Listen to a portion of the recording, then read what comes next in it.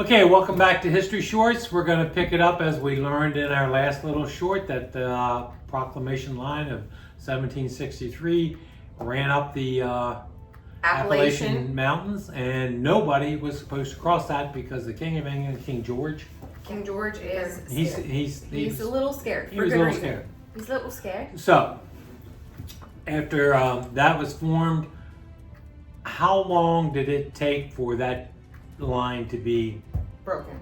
Yeah. 3 minutes.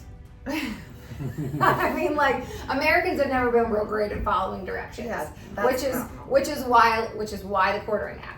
Because Right. we're like, but you see, like, right there, like, I can hunt there, I can trap there, there's fur right there, there's this Literally, right there. the grass is greener. Yeah, right there. Yeah, it's like right there. I can just go there. Exactly, and that's how. Yeah, the colonials are like, but like my brother just died. Like we fought in this war for you, King, to expand your colony, and like I want that land.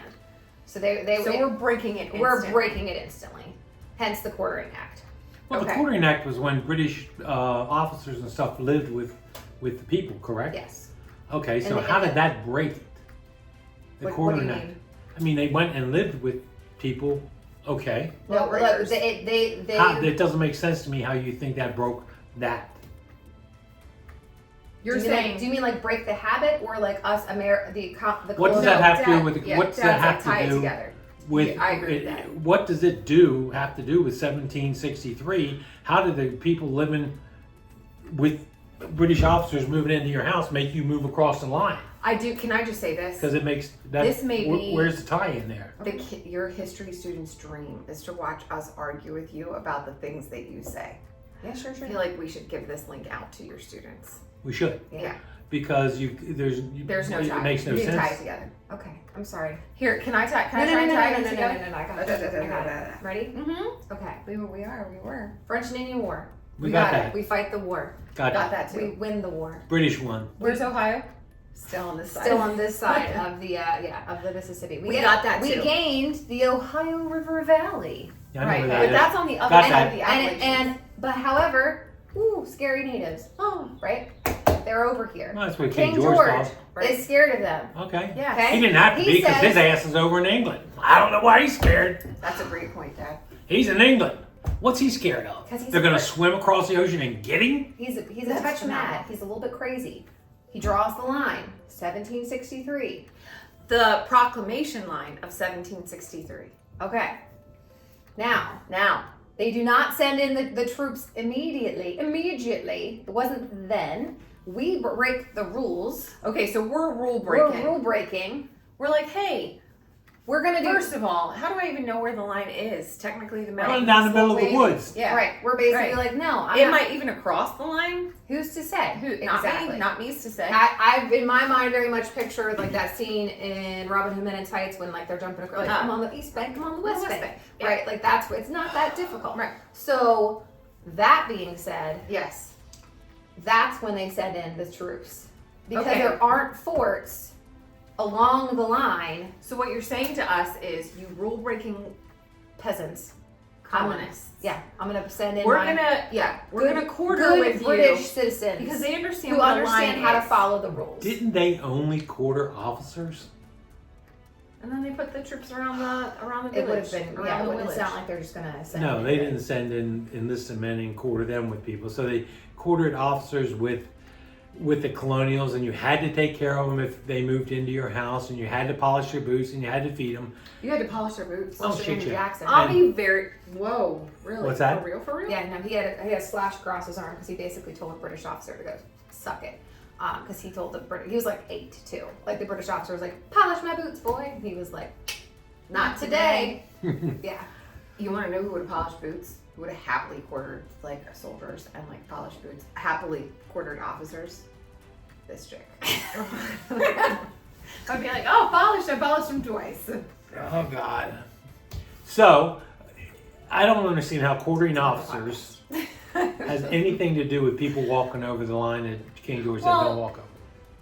I mean, they're commanding men. They've got They've got men to take care of. Was it their job to move out there? Is Did he they live essentially there? trying Were they to- close? It makes no sense. Well, hold on. Is he trying to highlight the fact that the colonists are rule breaking, and that's why he's sending the? Yeah, you do need to tie it together better than this. I will be very honest I don't with you. If understand you are how- one of Miss K's students, like, and you feel like this in class, I feel like we should put Dad's email down. Don't email me. I don't care enough, but he will.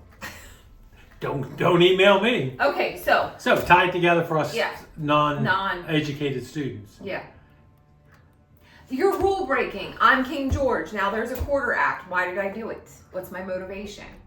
Give me the Because character. I'm sending in good British citizens who know how to follow rules, and they're not gonna let you cross the line. So they're gonna make you move your settlement, or you have to polish my. So boots? moving I in don't with one understand. family's going to do that? Do you think there was only one family? No, I No. mean, no, but there's a lot more families than there are British officers, I can tell you that. Do you think that like he only sent over like 5 British? Like what are you picturing in your mind? I just am trying to figure out why it's even happening. I'm with Dad. I was gonna roll with you, but I'm with Dad now. Now I'm just questioning the entire thing. What are you picturing in your mind? I'm picturing 10,000 hey, British officers stretched up and down the coast. Right. And, okay, so maybe every mile you have a British officer living? I don't know. But but they've got a job to do too. They're commanding men. They're doing this, that, and the third. Who knows what the hell they're doing?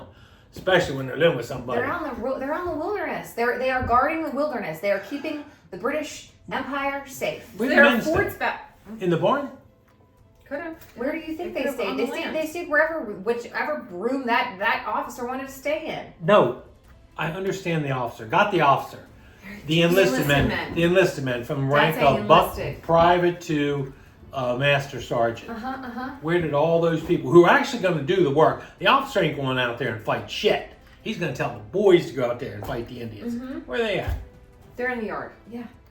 Like, okay, what do you need from They're them? in a tent. Like, I don't understand how this is so difficult for you to I understand. don't know, and thank God we're not in her class. Yeah, no because we shit. would literally be like, "Hey, we're Wait not a getting- minute. Hey, real quick, we're not getting done what you want to get done."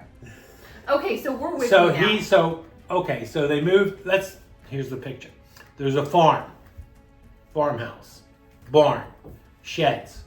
They moved the British officer in to the house. He moves into the house, says, "I'm staying here. You're going to cook my meals. You're going to polish my boots. You're going to do it and take care of my horse.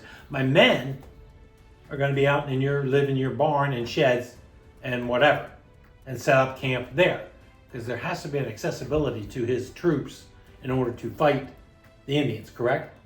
Sure. They're intense. I don't understand I why. don't Dad understand like wants why to. you're like, well, yeah. What are you? They're intense. Again, I was with you, and I have your back. I want I you to just- know I that, mean, even though I did not get just- an introduction, I just. I do have your I'm back. just but they're saying- intense. Okay, breaking now the law. it makes sense. They're breaking the law. Americans are breaking the law. We're not Americans yet. We're just colonists. Yeah. We're breaking the law. I wanted to be in a fort, American colonists, but I can't be in a fort, so now I have to come out with you because you keep breaking the law. Right. And I'm going to teach you whatever. I'm not going to ask you to move your settlement. Because we're not good British citizens at this point. We are At this problems. point, we're problems. Because again, So like. we're already becoming So problems. yes, because if you're talking We're about hardcore the problems. 16 early 1600s for Jamestown, 1640 for By 1763, we're problems. we're multi generations. And by 1763, we're fine with being problems. Some of us. Some of Yes. us are loyalists, and we're happy to. we're for the love of we're God. loyal, but I would still say that the loyalty We're happy is to polish loose. the boots. You under control? Yeah, I'm good. I want to check your coffee mug. I get it now. So now we're at Because the quarter It just act. wasn't the officer moving. No. Okay, so now we're up to we're colonists, we're buck, we're crazy, and we're Declaration of Independence. Get your crap out of here. But we're really westward expansion is primarily locked up in this quarter act, correct? Well, I mean, yeah, at that point, And we we've got- continue to just push It's the line. it's 13 years between the Proclamation Line of 1763 and Concord, or Battle of Lexington and Concord. So math is still math. So I mean, like there is that build up, right? Like we weren't immediately like screw you. Like we were building it up. So are you making the argument then that the Quarter Act is essentially the first, like, we're done with you, King George, we're about done? Yeah, I mean, the Proclamation Line, yeah. All right, that makes Proclamation sense. Line. All right, Yeah. so the Proclamation Line is the first, like, It's the first real we moment where, real like, done. why are you're not worth right. it. And then it ramps up. There are multiple acts, which if you're in her class, you have to care about. We don't have to care about. Now we're busting up to Right. Revolution happens, and now that we've won the revolution, now we have the Atlantic to the Mississippi. Okay. Up through Jefferson. Jefferson, who is a extreme, like, you have loose constructionists of the Constitution, and then you have strict constructionists of the Constitution, which is basically like, John Adams created the Navy. Like, there wasn't the Navy before Adams, but he's like, listen, we need it, we're going to build it, and it's beyond the scope. He didn't really care It's about in it. the penumbrum. Jefferson was I need very you to acknowledge that. Thank you. Okay, go on. Jefferson was very, like, gut-ridden about this decision of buying the Louisiana Purchase of 1803, because at that point, you know, that's beyond his scope. It's beyond his purview. Is he even allowed to? What precedence does it set as a president to just be able to do things? However, it was about 3 cents an acre. I was going to say, I Modern could day, make the argument yeah, so- truly, like, so it's one like, of the best deals ever done. Yeah, absolutely. To be And at that very point, like, we frank. got to just get it done. Okay. And so he does. And then Moves it. Yep. And that's when we send out Lewis and Clark, and their expansion. I would have everyone reference the drunk history on Lewis and Clark, one of my favorite episodes ever. And they go out and basically are commissioned to go and explore. But Right. it wasn't like a couple of months, it was like a couple of years. Yeah. And Sacagawea, Sacagawea, thank goodness for her, or they would have all died. for real. That is Sense- true. You got to send in a woman. Right. And so when they're coming back, you know, to describe the majesty of what it right, exactly mountains. of what is, they're also be coming back because they went farther than they were supposed to. Like, wait a second, They there go the is whole way to the Pacific, right. and they're like, hey, there is an end to this. Yeah. And realistically, at that point, like, now we know. now we're setting the we know. stage for manifest freaking destiny. Okay. Manifest destiny. Yeah. Do you want to define it? Do you want to end it, Dad? Let's end it with manifest destiny. because Manifest destiny, babe. where you think you have the right to take over what you want, which was the death knell of the Native Americans. And we're going to pick it up at that point. So real quick, Isn't for it a those, death knell? Not a it's knell. death. It is death now, but I can't define why it is. I'd be more than happy to come back on the next podcast and explain it. This is something that I've looked up, though. Sarah, why are you looking up these things? I don't know, because I have free time. Okay, so for those of you in the audience who are writing your term papers, we're gonna wrap up in a nice, neat bow as to manifest destiny, correct?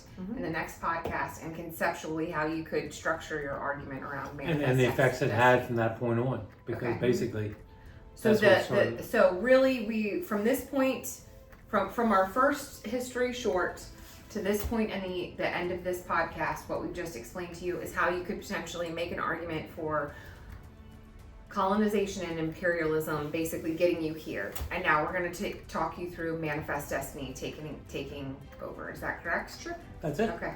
All right. Thank you, everybody. Thanks for joining us. Pick up our next history short. We make sure we pat down for weapons before we sit down at this table. And you can see why. All right. All right. Goodbye. All right.